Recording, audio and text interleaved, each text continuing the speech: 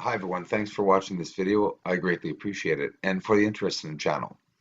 Now, the surface of the moon has amazing colors. We know that for a fact. There are certain areas of the moon that have more color than other areas of the moon. This is at the north side of the moon, a bit more to the left of the north. So if you take the north center point of the top part of the moon, you're going to go over to the left a thumb's length, but that is me here in Canada. For some, this area is probably the top of the moon for you, depending on what country that you're in.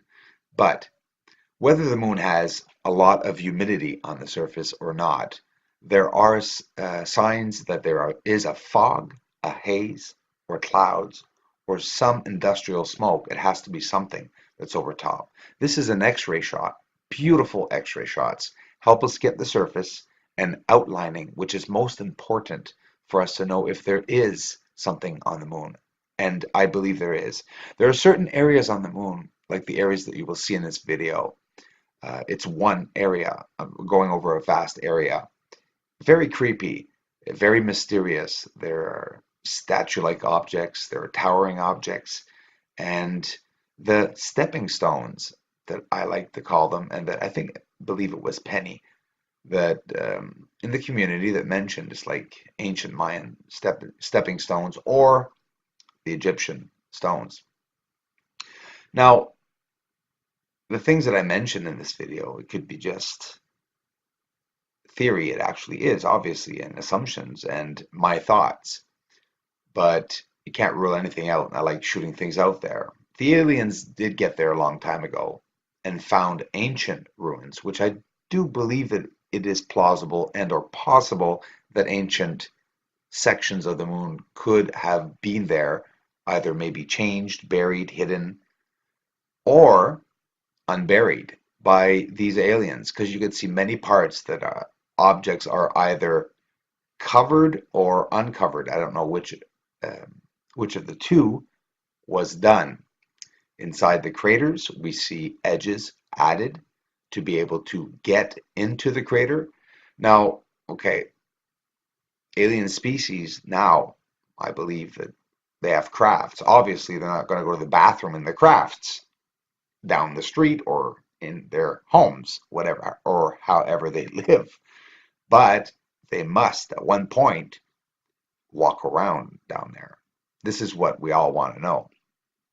First of all, we don't even know what they look like. What if these black spots are them? What if that's all they do, the aliens? Smart as whips, just rocks. Smart rocks. Rocks that think, materialize into shapes and forms. That would be creepy, you know what? Anyways, I guess I'm getting besides the point that I'm trying to make. If the aliens had found something on there, they're obviously mining on the moon. Many people are saying that. The first thing that came to my head is that, guys, because you see these constructed and drilled areas, and I say drilled, cut out more or less areas that are very symmetrical and square on the edges of craters, like the last video I posted. They're not supposed to be there. No straight line is supposed to be anywhere on the surface of the moon. To the bottom right here, there's a lot going on, and this crest of toothpaste like white strip that is at the bottom of these supposed craters, what we know science calls ejecta. I take no ejecta.